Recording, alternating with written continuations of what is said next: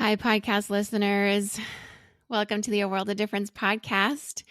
We have so many guests on this show making a difference in our lives, making a difference all around the world with the expertise that they bring.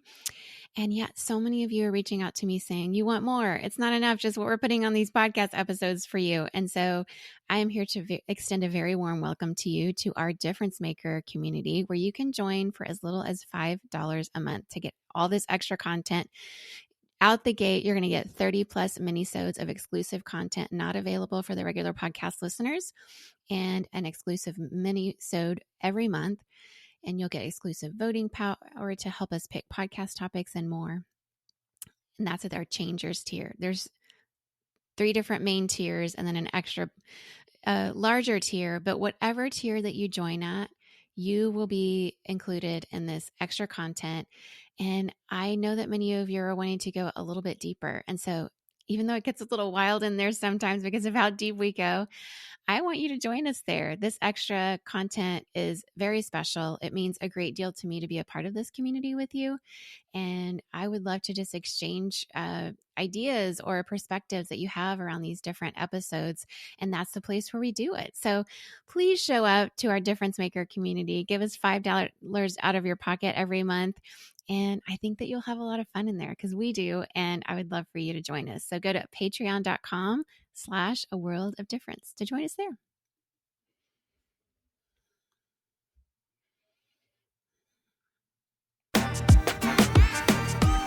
Welcome to the A World of Difference podcast.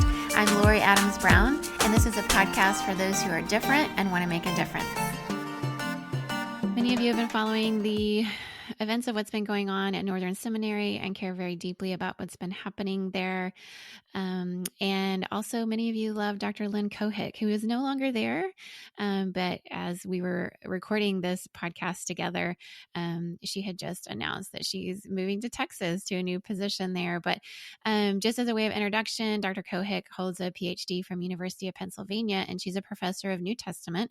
She served as provost at both Northern Seminary and Denver Seminary, and she taught New Testament for over 15 years at Wheaton College. She's written many books, including on Ephesians. She's written a book, Christian Women in the Patristic World, Their Influence, Authority, and Legacy in the 2nd through the 5th centuries. Also, she's written Philippians and the Story of God commentary. She's written about Ephesians and the New Covenant commentary and women in the world of the earliest Christians. But she's on today to talk about her latest book that she has written with Dr. Scott McKnight and Dr. Nijay Gupta. It's a 2nd edition dictionary of Paul and his letters, which has just been published by University Press. And so she's on today to talk about that, as well as just her journey as a professor and her love for the scriptures and what are some of the things she learned in this project that was very academic in nature, but also very personal to her as somebody who cares very deeply about including women around the world in the conversation around Paul and Paul's letters. And they were able to include more of those voices in this 2nd edition, which is extremely exciting. So if you do not know of Dr. Lynn Cohick, I'm excited to introduce her to you today. I've been following her writing for a few years now and just super excited to have her today on the World of Difference podcast. So very, very warm welcome to Dr. Lynn Cohick.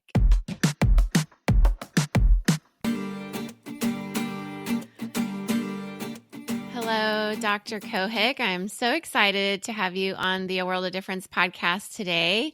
How are you doing today, Dr. Cohick? Hi. Well, hi, Lori, and please call me Lynn. It feels a little too, I feel too important when you call me Dr. Cohick. That's. Oh, you're very important. But I'm doing great. Thanks so much for having me on your podcast. Oh, it's an honor, truly an honor to have you here. I have been a fan for a while reading your work, and you just have so many incredible contributions to the New Testament study that many of us do as we prepare sermons, as we just are curious, as we learn. And I know that you've influenced many students in your time recently at Northern Seminary. And also congratulations on your new role. You're moving to Texas. I'm moving to Texas. I know, for those people from Texas, they keep saying you're coming home, you know? So yeah, I'm very excited to be moving to Houston Christian University formerly Houston Baptist University. So some people might know it under that name, and will be focused primarily on their Doctorate of Ministry program. So really excited to join that new team. Of course, we'll miss all my friends and colleagues at Northern. So, there's a bit of bittersweetness with these things. But yeah, I'm very excited to move to Houston. I've been told, the summers are not great, but I just remind them that I've had to deal with Chicago winters. So it's sort of That's right. you pick your poison. Yeah. Absolutely. Yeah. And you moved to Chicago. Were you in Colorado before? Is that right? Yeah. For a couple of years, I was at Denver Seminary, right there on kind of the Front Range, and very beautiful, and enjoyed my time there very much. But most of my professional career was at Wheaton College, which is also in the Chicago area. So yeah, I've at Denver as well as in Chicago. And then I grew up in Pennsylvania. So I've not really lived south. I've always had, the possibility at least of snow at Christmas. And I think instead what I'll get are poinsettias that are actually planted in the ground instead of in containers for Christmas. I'm looking forward to it. Yeah. Yeah, it'll definitely be different down there. Texas is its own thing, but you'll have some good company down there with Dr. Beth Allison Barr and wonderful women that are also contributing to the conversation. So there's perks for sure. Absolutely. And my good friend, Dr. Sandra Glahn, who's at DTS, she and I and another colleague from Wheaton, George Kalantzis, have started a project called the Visual. It's a visual museum. It's a museum that'll be online, free access, that shows photos of ancient artwork for right now just found in Italy, the frescoes, the mosaics, the catacomb art, sculptures that represent what women were doing in the ancient church. And so exciting. Yeah. So there's a lot. Yeah. There's a lot of fun things happening in the area of scholarship and scholarship with women. And as you mentioned, Dr. Barr, Dr. Glahn, they're all located there in Texas. It's going to be a powerhouse. It is. I'm excited. That is really great news. Yes. Oh my goodness. And there's so much scholarship that's come out in recent years about women in the early church. We just had Dr. Gupta on talking about his latest book, Tell Her Story. Such a a wonderful book. And I think in the world of women, so many women have been writing about these things for a while. But we always have new things to add to the conversation. And I've seen some documentaries. There's I'm trying to remember their names. There's some women in I think it's Edinburgh in Scotland that have done some research around women in the early church. And I've seen some of their documentary and going into these catacombs and seeing images that we hadn't known about before. And it gives this whole story, and it's so intriguing. There's a lot to discover right now. There certainly is. And you bring in not just from the New Testament and authors that look at the early church, but you've got classicists that are writing on this. You've got art historians that are writing on this. So it's very interdisciplinary, which is exciting. And that, I think, again, increases our knowledge. And what we find is that women were very active in the formation of Christian theology, Christian worship and liturgy. Just the whole enterprise of being Christian was not something that was just done by bishops and councils. Women had a tremendous role to play. And that's exciting. It's exciting to know the history, because I think if you know that, it helps you today kind of find your way a little bit easier. I certainly was raised by parents who felt women can do whatever they want. Just go for it. I wasn't raised in a real conservative environment. And I'm grateful for that, because I don't think I carry some of the baggage that some of my colleagues and students do, where there just wasn't a vision of what women can contribute. But we find the historical record shows, women have been doing this since the time of Jesus. And certainly from the Old Testament perspective, lots of active Israelite women helping the people of God be faithful. It's so true. I mean, I think so much of it is the lens. I hear your story quite often, women who are pastors, priests, scholars of New Testament and Old Testament, all of it, who have a story that they were raised in a tradition where they saw their person. They saw a woman who led and did all the things, and that there was no lid on how women could lead, and it was normal. And I think that's so much easier to go into a field like yours when you've had those experiences. But whether you have or you haven't, the opportunities are there. And I think the work that you're doing is so important, because I've had Southern Baptist men, friends, good friends, say things to me like, but 2,000 years of church history, women haven't really been pastors and leading, right? And that's a big debate right now in the Southern Baptist Convention, right? We've had stories where Saddleback Church was recently kicked out because Rick Warren had ordained those 3 women before he left. And now Stacy Wood is one of the pastors. She used to be a friend of mine. And then at the same time, the conversation often doesn't focus on the very true reality that we have evidence. I mean, we have gravestones, for example, where you can find out this woman did this particular role in a church. Like, those things have always been there, but the curiosity hasn't been there. So in your work, as you have discovered things, was there ever a moment that was maybe shocking or surprising when you found out something a woman did in church history? Or were you just always aware women did all the things? No. I think I've been shocked. Yes, I've been shocked at finding things. And I think one of, perhaps broadly speaking, one of the most shocking is the recognition that we often read back into history our own presuppositions about what counts as leadership. And we so often today attach leadership with office titles. And in the first century Jewish world from which Christianity emerged, the synagogue was quite I'm going to say egalitarian, and I don't mean that in the contemporary kind. I mean it like they didn't have a hierarchy. Let me put it that way.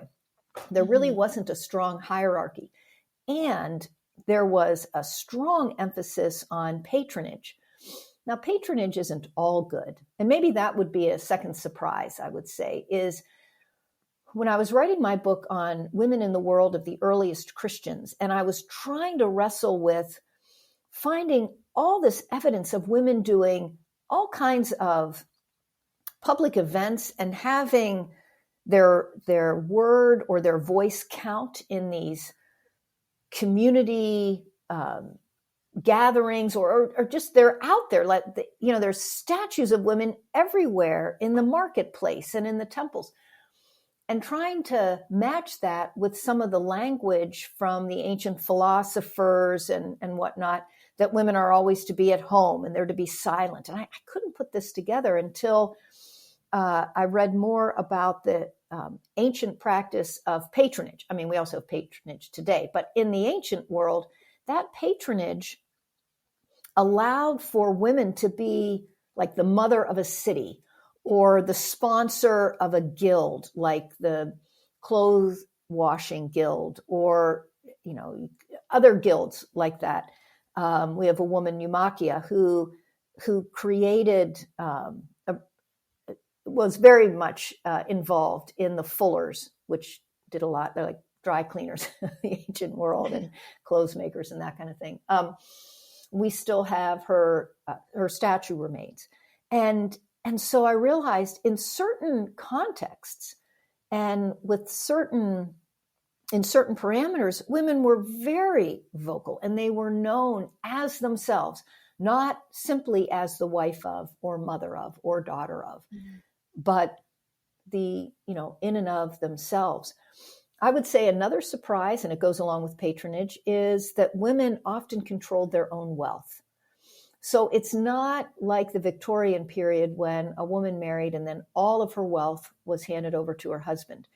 In the ancient world, when a woman married, most of the time she actually remained connected with her husband's with her birth family, with her father's family. She didn't join her husband's family, so to speak. So although she brought a dowry, if they had any money, she brought a dowry, and her husband could use that dowry. If he divorced her or she separated from him, she was due back all the principal of that dowry. So if he, bet on the chariot races and won a lot, he could keep his winnings. But if he lost and then the marriage was ended, she was owed back all the principal, even if he had lost some of it to the ponies. So that meant that women had, maybe leverage is too strong of a word, but they had some independence. Now, they couldn't execute documents on their own in court. They had to have a guardian that would sign for them. But we have court records that show it wasn't always their husband, often a family member, but not always, that signed for them. So, I mean, just finding these things, you think there was actually independent actions taken by certain women, especially women who had wealth. And that gave texture to the landscape in the ancient world, that women were doing a lot more. They were also still sexism, patriarchy, absolutely. But there was also initiative and agency. And that's exciting, because then we can see women like Mary Magdalene, who sponsored Jesus, and also, in a very different analogy, with Ananias and Sapphira. They both planned to lie about how much money they were giving to the church, and they both paid the penalty for it. And so when you start to investigate closely, wow, it's just an incredibly variegated landscape, which is fun. It is fun. That is surprising about the dowry. I didn't know that. So that's a fun fact. I think so much of it is the lens you've been given. And I'm sure this is something you think about and teach about. But I think Dr. Barr often gets the question, like, why are you rewriting history and putting women in it? And she's like, no, I'm not. They've always been there. We're just noticing them, and we're digging deeper into what all the nuances were surrounding them.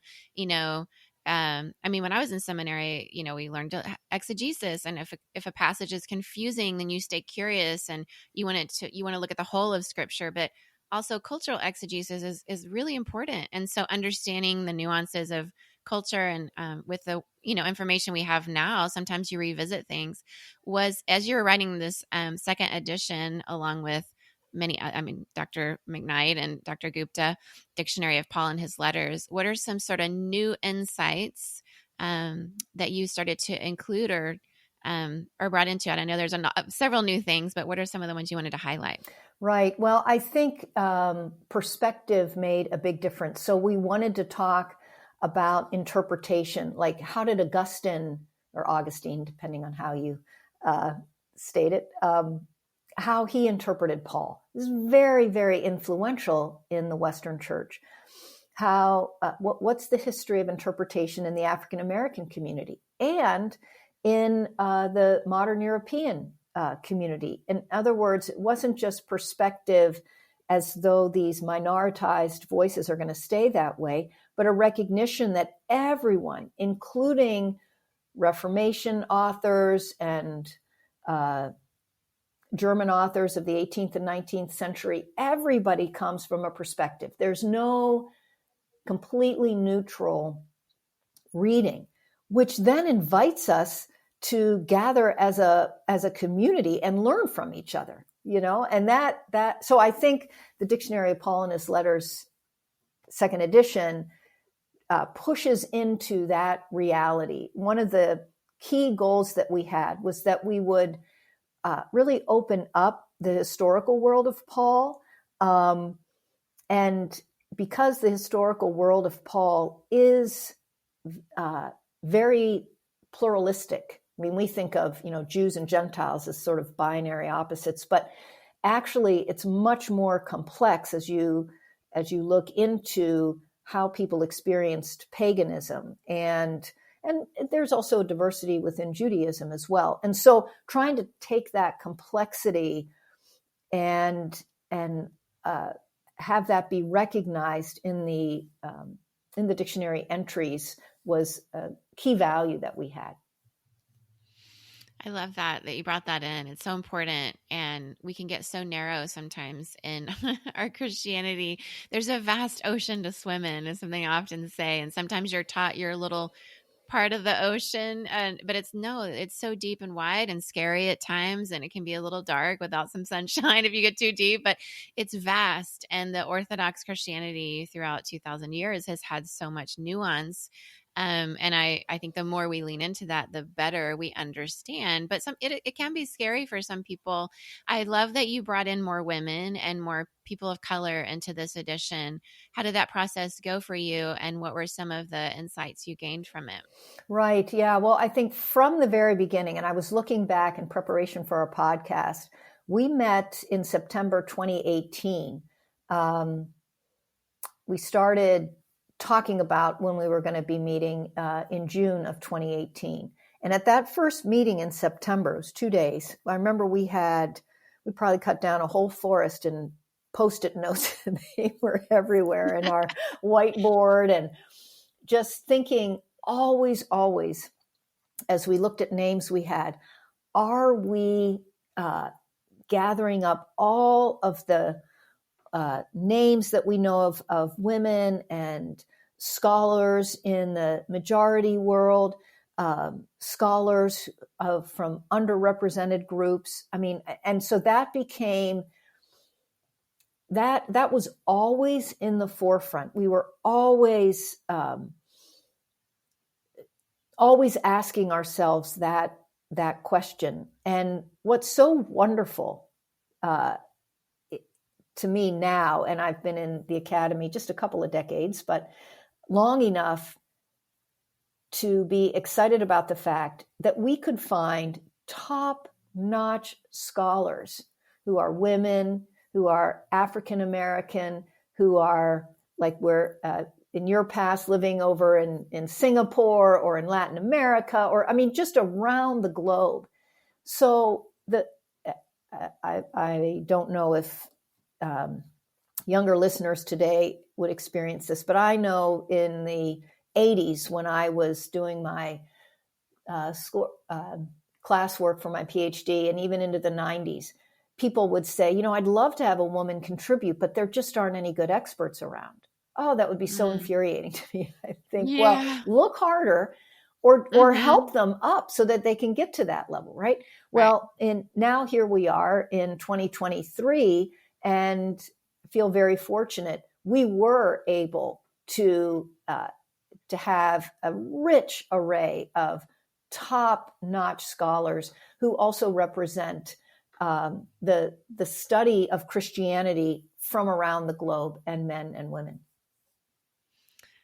It's so wonderful to hear. And the sad reality is there are still some circles that would make that comment even in 2023, that there's no women to contribute. And it's mostly like, because they're not listening, they're not looking. I did come from circles previously where white male theologians were all that are being read regularly in certain seminaries, regularly as men prepare for sermons in complementarian spaces, especially hyper complementarian spaces where women are not considered able to teach, which means write the books that they might read and all of it. So that does still exist in certain circles. How do you navigate through that type of thing? I know you've been in a largely egalitarian seminary with some nuance thrown in there, but how have you navigated those circles personally? Right. Yeah. Well, so one advantage I have to thank my parents for not putting an E at the end of my name, Lynn. It is also how men spell Lynn. And so I have been confused confused with being a male writer when people just look at the name. And I was doing years ago, I was part of a panel discussion at a conference, and the person who was convening it was organizing the various participants, and we got everything organized of who was going to do what, present on this or that. When we got to the conference and I introduced myself, that the convener kind of did he made some, he jolted a little bit. And then that was it, right? So after the panel discussion, he said to me, I didn't realize that you were female. We were discussing amongst ourselves for several months before the conference, who's going to do what. I never knew that you were a woman. And, I'm grateful that when he actually met me, he thought, oh, that's a woman. So, that part was nice. But he then went on to say, did I say anything wrong? Like, did I offend you at all? And I thought, no, not at all. I mean, it never occurred to me that he didn't know I was female. We were 5 or 6 New Testament scholars talking about New Testament questions, getting ready to do a discussion about a New Testament topic. So you didn't need to think of me primarily as male or female. I was your colleague. Right. And in this case, this person just had never worked with female colleagues. So that's kind of a funny story that, I like to share because it no harm, no foul. Yeah. But that there are others that, of course, don't end quite as well with that. Yeah. So I think one of the ways that I've always been interested in women in the church. I've also, from the time of my graduate work, been interested in Jews and Christians in the early church, the first century and early church. And I wrote on that area. I was advised not to write on women in the church until after I had tenure, because it was too niche of a project focus. It would put me in kind of a career cul-de-sac of being just an expert on women, as though that was a secondary or boutique kind of interest. I love writing on the New Testament, so it wasn't a problem for me to do that necessarily. What I think is that now in scholarship, there's a recognition that, in fact, studying particular questions around how women engaged the gospel is not actually a unique or idiosyncratic interest, but can actually use the latest methodology and show the best scholarship possible, even with the subject being women.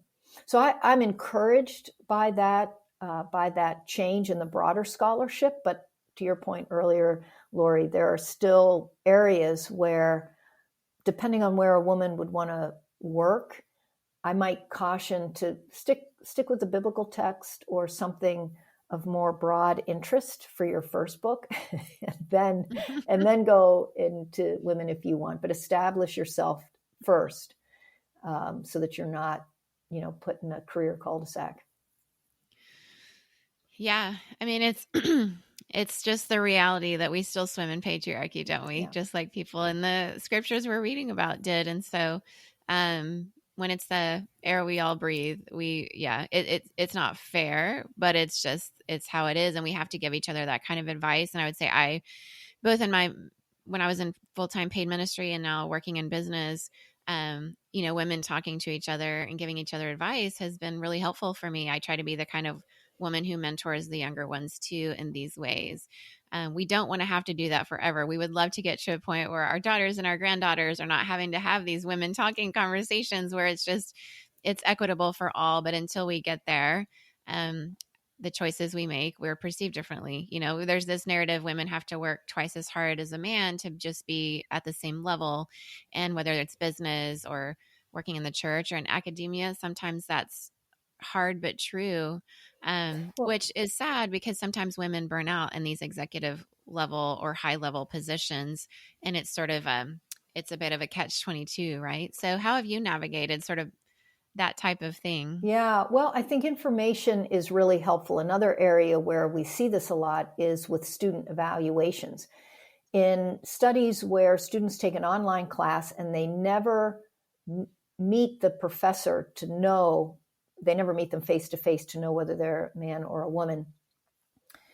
If the students think they have a man professor, they will rate the teaching, the grading, all of it as a better experience than if it's a woman. And it could be a man that is teaching, but if they think it's a woman doing it, they will also grade the man's class as less. So they did some studies where you had a man and a woman teaching 4 classes total. A man taught 2 classes, one as himself, a man, but the second one he also taught as himself, but the students thought he was a woman. And the same thing happened with the woman. And you could just see if the students thought they were hearing from a woman, they didn't like it as well. Mm-hmm. And our culture in general gives less authority to a woman's voice, whether she's an airline pilot or a CFO or CEO or a preacher or a teacher, especially a teacher in areas that are predominantly understood to be male, having that male authority, which would be biblical studies for sure, and theology. So I think, first of all, kind of recognizing that is important so you don't blame yourself for things that's not your fault. Secondly, educating the people around you. So I've done that quite a bit in my role as administrator, to let others know, both other faculty members, to even highlight it with students, to say, by the way, this is, you're going to assume I will grade you more easily. You're expecting that. You'll come to me first and say, can I have an extension on an assignment before you go to a male professor? Just all of these things, just knowing them, shining a light on them, I think helps, because then students don't want to be like that, right? They do want to have an openness to whoever is teaching them. So that's one thing that I like to do. I think then also in terms of with women, trying to release us, and including myself, from this idea of being perfect, and which I think goes along with the imposter syndrome, where if we're not perfect, then we really shouldn't be here. And being willing to take risks, even if we know that at sometimes these risks won't work out and will, quote unquote, fail. Those sorts of things I feel are very much a part of men's lives, but are not as much a part of how women are talking about their experience as they grow into adulthood and then, into their careers or their volunteer careers, whatever they plan to do in the church and as they impact their own communities.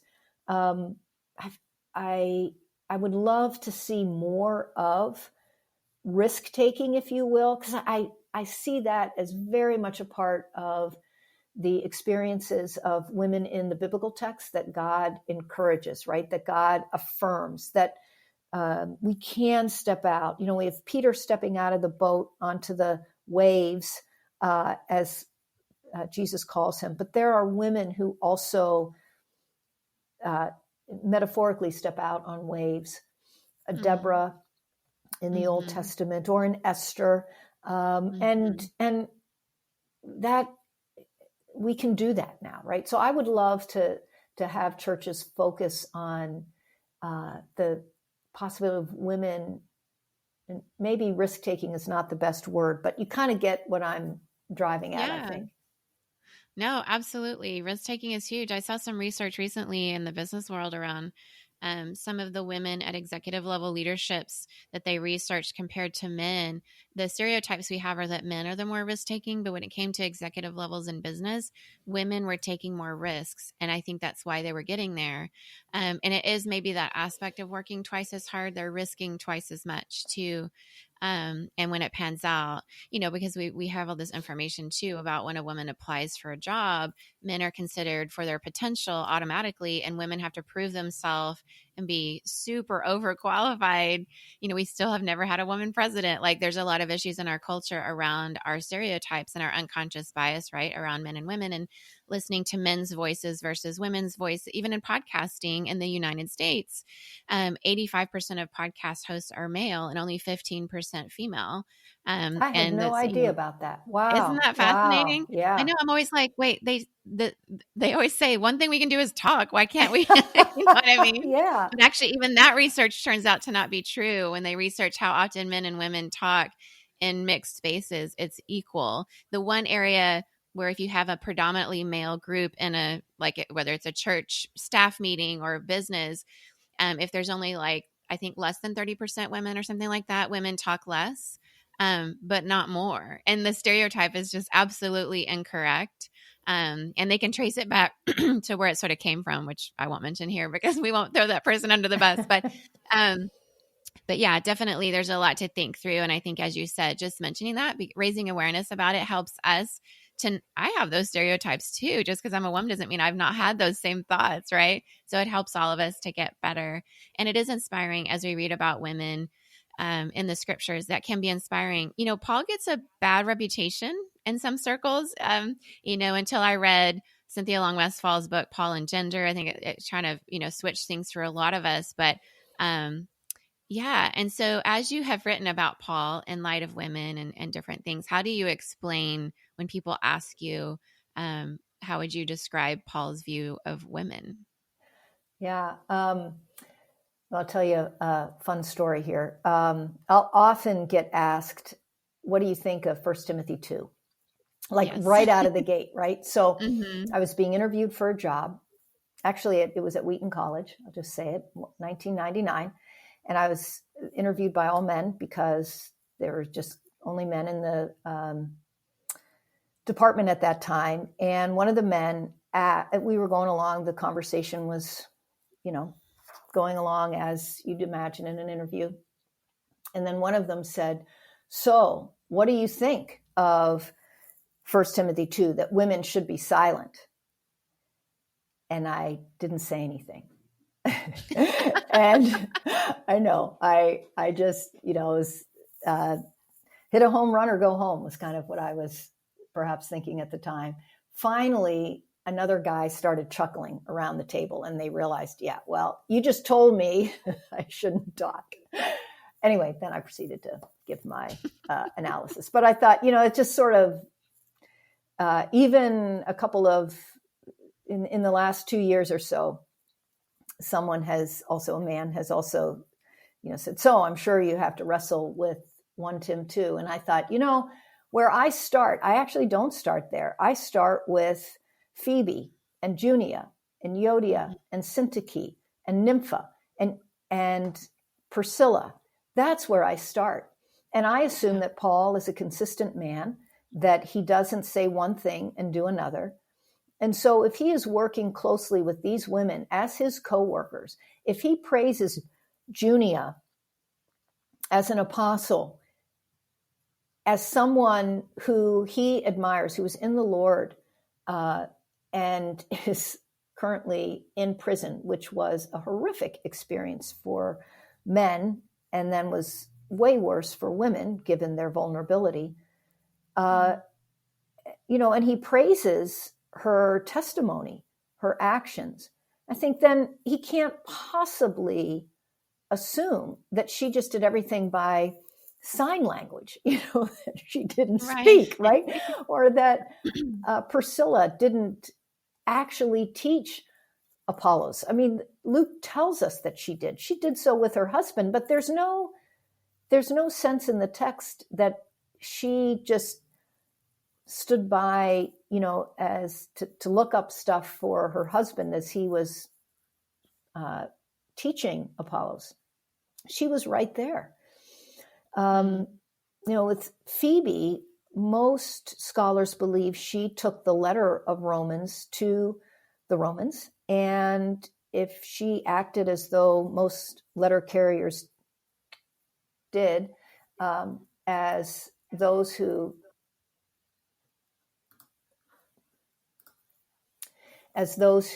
were were responsible to read the letter and answer questions, then Phoebe's the first exegete of Romans. Yeah. I mean, that's just remarkable. So if Paul is doing all that, then it's incumbent upon me to look at a passage like 1 Tim 2 and say, what is going on here? We know that Paul writes letters to address specific circumstances, and often those circumstances are perennial problems, like in Ephesus with Timothy. There were heretical teachers and also teachings floating around, and Paul, from right out of the gate in the first opening verses, is cautioning Timothy against this kind of bad teaching, not just by women, but by men and women, all the way through. Well, that means, we can take Paul's teaching even today and be on the lookout for problematic teachings in our church, teachings that come from a man's mouth and come from a woman's mouth. But in the ancient world, there were different ways that education was done. And that's true in your living around the world. Not everyone does the American experience of kids from up till 18 years old being in the same, men and women being in the same classroom. Education of women is a very problematic idea in a number of cultures, even today around the world. Yeah. When we lived in Kenya, that was certainly true. Certain tribes were more reluctant to have women in their 14, 15, 16 in school because of concerns of morality, sexual morality for the young girls. So I think Paul's 1 Tim 2 passage, where Paul insists that women must learn, is inviting Timothy to be creative about how he's going to teach women, because it's not going to be as easy as him just showing up at a house with a couple of guys and reviewing scripture with them, right? He's going to have to really think hard about how he's going to manage that. And certainly in Ephesus, where they look out onto one of the 7 wonders of the ancient world, the Temple of Artemis, and how important Artemis and her teachings, or the beliefs about Artemis, I should say, were in that world. So, I come to 1 Tim 2 from an historical standpoint, from a standpoint that looks at all the other engagement Paul has with women in leadership and teaching roles. And I say, okay, now how do I make sense of this passage?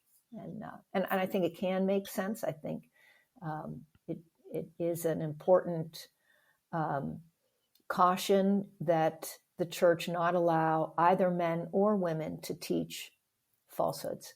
But that's what I think is going on there. Yeah, I mean, there's been so many ways to interpret that passage, and certainly cherry picking it out of the context of the scripture has not been a helpful one, not one we would advise.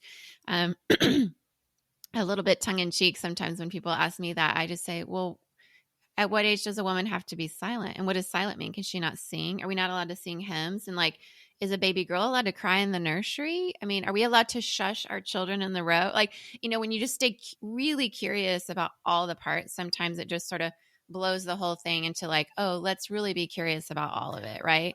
What do these words actually mean? Digging into the word itself, what was going on? Was it one woman? Was it a particular woman? Yeah. Was she over? What kind of authority? Authentane is this word that's not really well understood. So much of it, once you start digging, you realize people say scripture is clear around this verse, and yet less is clear the more you dig, and that's not bad. It just, that curiosity shows us the beauty of the layers of scripture that can keep us learning and growing and trying to understand what this ancient text has for us today. And I appreciate that you've done this work for so long. It's great work. We've learned so much from you, and this I have the can I just on my shelf. Can I just joke with you also? I will say in 1 Tim 2:15, she will be saved through childbearing. Which, and it's the verb that we usually translate in the context. It has a semantic range for Paul, usually of salvation, like what we think of salvation. So I just tell my students, that's why I had 2 kids. Now I'm saved, like I'm double saved, and of course they laugh and roll their eyes and they know that that's not what Paul means. But, in a way, I mean, Artemis was a midwife God. And so maybe Paul is saying, look, trust Jesus, even in this most scary time, because lots and lots of women died in childbirth and complications after childbirth. But anyway, I just say, to your point, it's like, oh, good. I have 2 kids. I'm saved. Like I'm good. I'm walking straight into those pearly gates. Yeah. It's so funny. Yeah. I mean, the more I started to understand Artemis of the Ephesians and the way women were trusting her in childbirth, that verse began to make complete sense all of a sudden. It was always kind of this weird, I don't know what's going on there, but I wasn't hearing altar calls like, do you want to get saved by childbearing? Nobody does that, right? So it had to have meant something else, but it really, until I understood people were looking to her to be saved as they were bearing children. Of course, God's the one that has the power to, like it all made more sense. But I do just want to say, everyone get this book. Obviously, I've not read it cover to cover because it's a dictionary, but I'm so glad to have it as a resource. And I hope that people will pick it up and use it for whether you're a person who prepares sermons or writes or just is curious to know more. This is a great resource that you've provided for us. I know there's a lot of probably Northern Seminary students that are going to end up listening to this, and there's just a lot been swirling around the campus with students and the board and people leaving, you leaving. There's just a lot of feelings going on, and I know that you really love that place. So, as you finish out, is there anything you would like to say to the students or the faculty at Northern about your time there? Well, it is a gift. They've given me a gift of incredible camaraderie, joy, and intellectual stimulation that I will greatly miss, but also greatly treasure. Oh, that's very special. They were so blessed to have you. I remember when I saw that you were going to be going there, and I just thought, wow, what a win for Northern. You're just, you're an asset wherever you go. So thanks for being on the show today. We're going to have you stick around and talk to our Patreon supporters. Just with one little extra question here, but how can people find you and your writing as you go forward? Yeah. Well, I do have a web page. I think it's Lynn H Cohick. Okay. My husband does that. You are realizing right now that I am a total Luddite. I'm not on Twitter. I don't really do Facebook at all. I'm just really bad on that. But people can email me at lynn.cohick@gmail. So that's an easy way to get a hold of me. And I'd love to hear from anybody. Yeah. Of course. Yeah. We'll link your website in the show notes so people can follow your writing there. Well, thanks so much for being on the show today, and best of everything as you move to Texas and spread some more joy down there. Maybe you'll enjoy that weather, and maybe you'll still get up to the north to get a snow for Christmas at some point. Hopefully you don't have to give that up completely. Thank you so much, Lori. I loved our conversation. Me too. Bye, Lynn. Well, Dr. Cohick is such a scholar. She brings so much insight into her writing and her teaching. It was such an honor to have her on the show today. It's very sad, some of the things that have been, happening there at Northern Seminary, but we're so excited for her as she's going to Texas and will bring her knowledge and wisdom and many, many years of experience to the classroom there. And we look forward to more of her writing that we always learn from. And if you've ever had a chance to hear her speak in a seminar or in a classroom or anything, she's also just very knowledgeable and brings a deep love for the scriptures and all of her scholarship into the way that she speaks. So I hope you do get a chance to hear her outside of just this podcast. So look her up. There's some videos of her out there of her different academic talks that she's given and classes that she's offered. Also, we just wish everyone at Northern Seminary the best. We know this is a difficult time, and we know that some of the decisions going forward to make things more healthy for students and staff at Northern Seminary is super important. And We know that there's an interim situation happening. We just hope that the board and the decisions that are made going forward are structured in such a way as to prevent any kind of bullying and that type of situation going forward. It's really so sad to see a seminary that is known to be a safe place and a haven for so many who've experienced difficult things, and maybe their churches and other places that are faith-based, and also known as egalitarian, to have so many women coming out and experiencing bullying. And so we just hope that going forward, the decisions that are made are ones that are going to set Northern up for a healthy environment, and that whatever third party or whatever structures can be rethought through and revamped in order to make that happen. That's our prayer and our hope. And we know that many of the students are actively asking for that. And so for all of those who've had to leave the board and leave their teaching positions there, as a result of this, we are just heartbroken with you, but we wish all of you the best. And our hopes are for things to be structured in a healthier way for everybody at Northern. And of course, we wish Dr. Cohick the very best as she moves to Texas to a little bit of warmer weather. And we know that we'll be hearing great things from her as she's there. So we just continue to have this podcast out here for each of you to bring in your voices to make a difference together. Sometimes things are difficult. Sometimes things can be pretty straightforward, but whether it's complex as an issue or something that really needs deep thought and a lot of voices around the conversation, we're here for all of it. And so thank you for showing up and listening today. I got to ask Dr. Cohick another question in our time together after this, where I have an exclusive interview for any of you who are patrons of the podcast. And thank you to each of you who give monthly support to this podcast as a way of saying thank you. Whether you're at the lowest level, which is $5 a month, or any of the higher levels, everybody gets access to our exclusive interviews that have ever been posted there. So not just this one, but all the previous ones that we've done. And in this one, I get a chance to ask Dr. Cohick just to sort of process a little bit about how some of that suffering and pain has been in her process very recently, which was going on during the period of Lent. So she talks about how she spent the period of Lent this past year, and Ash Wednesday all the way to Good Friday and the Resurrection Sunday, and what was going on in her life personally, and how some of her practices of just her own spiritual walk and her own spiritual disciplines kind of kept her grounded in a season that was very unexpected and hard. And so she gives some great wisdom there. And I was really blessed by that conversation. It really touched me deeply. And I was just so glad that she was able to just sort of vulnerably share about what that experience was like for her. So would love to have you show up there and hear about what she has to say, because she not only is a scholar, but she's somebody who's deeply spiritual, and her spiritual wisdom, as somebody who's walked further down this road than I have, really blessed me, both in our interview here that we've shared today, and also as we dug a little deeper in the Patreon exclusive interview. So to all of you difference makers out there, thank you for listening. Thank you for showing up today. And if this is a podcast that you think might bless someone else, please share it with them. And whatever your faith background is, or if you don't have a faith background at all of you are welcome to just contribute to this conversation. So show up on social media, let us know what you think.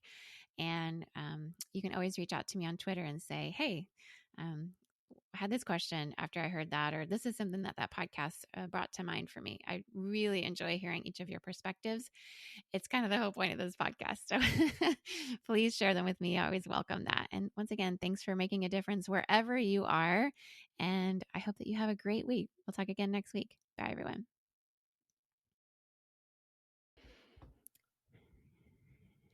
As we're finishing this episode, if you're thinking, I really wish I could learn more or go a little bit deeper, well, that's what our Difference Maker community is for. I would love to welcome you in to join the rest of us there.